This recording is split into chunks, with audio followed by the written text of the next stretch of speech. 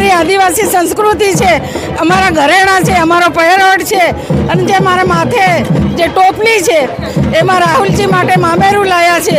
એટલા માટે એટલી ખુશી થાય છે કે આજે મહાશિવરાત્રિ છે, 8મી માર્ચ છે, ફરી અમારા હીરો અહીંયા પધારે છે, એટલે દિલમાં એટલી બધી ખુશી થાય છે કે મારા દિલમાં ખુશી માતી જ નહીં.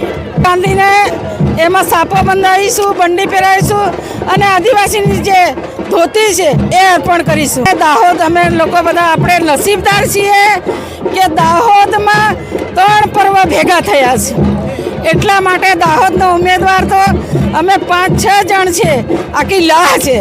કોઈ બી ઉમેદવાર થઈ શકશે અને કોઈ બીને ઉમેદવાર કરશે તો એમને જીતાડીને અમે લોકો આપીશું. 8મી માર્ચ છે, અમે 5.5 કિલોનો 11.5 કિલોનો કેક કાપવાના છીએ અને મહાશિવરાત્રિના કારણે અમે લીમખેડા દર્શન કરવાના છે. ફરી અહીંયા રાહુલજીને ત્યાં અમારી જે આદિવાસીનું જે આસ્થા છે, કમોઈ ધામ છે, ગુરુ ગોવિંદનું ધામ છે, એ અમારા બાપ છે, એટલે ત્યાં રાહુલજી પગે લાગીને મસ્તક નમાવીને ત્યાં દર્શન કરીને અહીંયા આવવાના છે. હજી બી દાહોદ જિલ્લો નહીં, ઉમરગામથી અંબાજી સુધી આદિવાસી મારા ભાઈ બહેનો કોંગ્રેસનો ગઢ છે, એમ દાહોદ જિલ્લો બી કોંગ્રેસનો ગઢ છે.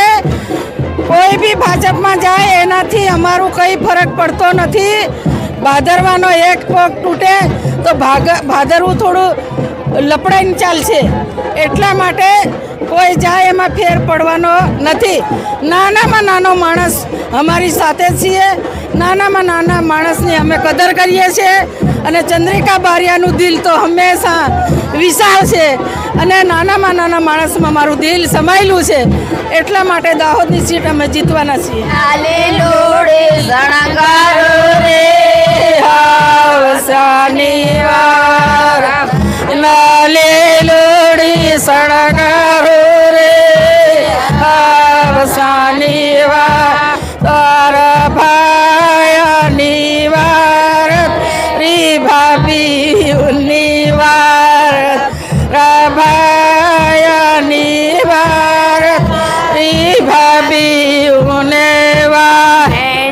મારી સાનેવાર મારા ભાઈનો ને વાર, મારી સાનેવાર મારી એનો ને વાર, ભાયા દો ગોડો ભીડો રે સાનેવાર, દો ગોડો ભીડો રે સાનેવાર,